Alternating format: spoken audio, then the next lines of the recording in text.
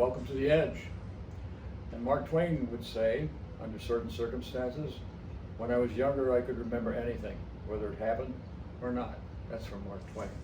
And in that light, I'm going to tell you a good story about police, a couple of police. One is ridiculous, the first one is interesting.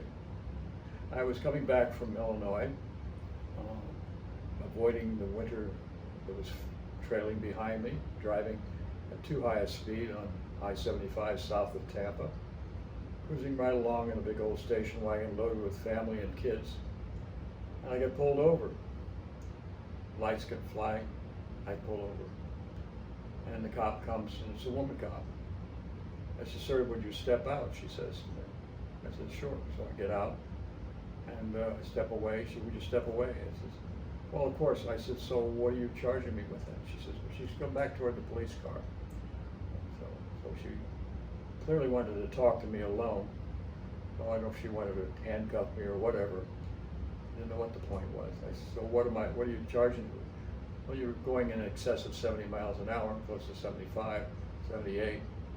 I said, "Well, really," I says, "if there's a question of speed, I prefer not to have something over 69.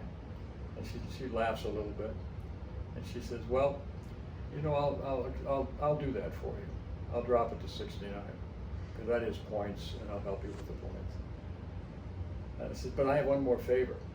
You want a favor from me?" And I said, "Why would you? I mean," she says, "Well, I'd like to give you my name." She told me her name at the time. She write it down, gave it to me. "And I'd like you to call me. I live in Bradenton." And this woman is a stunner. And she wanted to get to know me. I never did call her, but it was an invitation for sure. So that was a kind of a better story than some of the heavier stuff we're hearing today. The second story is a really kind of ridiculous one. But I was coming back from karaoke one night out on Siesta Key, and I turned off of Beach Drive, and this car was following me. Police car was following without lights on, and pulls me over, starts questioning me. And I said, "Why are you following without lights on?" And I said, "You didn't have your lights on, did you?" And he said, "Well," I said, "You know, I was just checking to see if you're going to turn." I said, "Why would I need a signal on if nobody was behind me and no one had lights on? Why would anybody signal?" "You know, that's true." He says, "You know what I'm doing?" I said, "I have no idea what you're doing." He said, "I'm studying for a master's degree at Auburn University." "Oh, really? That's commendable that you're doing that." He said, "Yeah, I want to get a degree there." "What, in law?" Or, "Yeah, I'm studying law." And I said, "So what are you in the job you're in for? To survive economically?" "Yes, that's exactly right." So I said, "Did you just need to talk to me? Because I only have to go about a block and a half and I'm home. So you're holding me up. It's at 1 o'clock in the morning. I mean, I had a lot of karaoke up to now, but now I've got this. You talking to me about you're going to graduate school. I think that's commendable, as I said before." He said, "Well," he said, "I just wanted to talk."